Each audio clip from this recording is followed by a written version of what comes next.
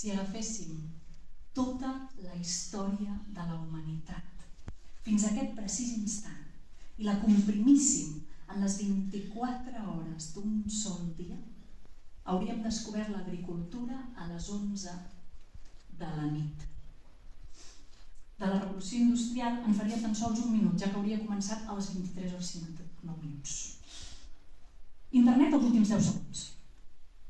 El nostre mode de vida és una improbable anomalia històrica. Fa 530.000 anys, en la primera hora del dia humà, una dona donà a llum a una nena amb craniosinostosi. La cara i el crani deformats, no devia poder caminar, ni parlar, ni ser útil. Malgrat tot, aquella tribu de Tapuerca va cuidar d'aquella nena, inútil i dependent, aconseguint que sobrevisqués fins als 10 anys d'edat.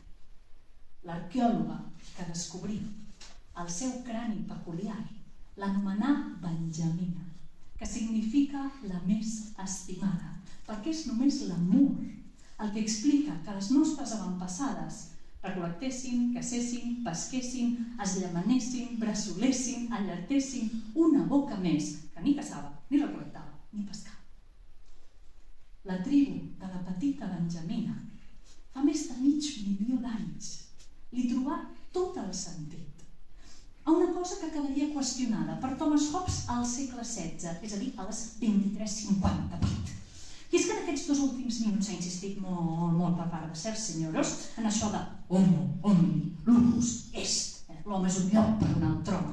L'egoisme d'uns pocs ha fet rebranding de la humanitat, senyors, com si tot aquest amor que ens batega dintre el cor no fos part de la meva, la teva, la nostra naturalesa. Que tu i jo siguem avui aquí, dins cada cèl·lula, els gens com una escala, desplegada amunt envers la història. Totes nosaltres resultes de la improbabilitat de 26.500 còpules i la perillosa gesta de 26.500 parts. Cada persona viva avui, petita o gran, hereva de 53.000 supervivències en cadena, la vida obrint-se pas de nas, com el riu forant finalment la pedra. No és cap miracle. No. És que portem 500.000 d'anys cuidant-nos les unes a les altres. Gràcies.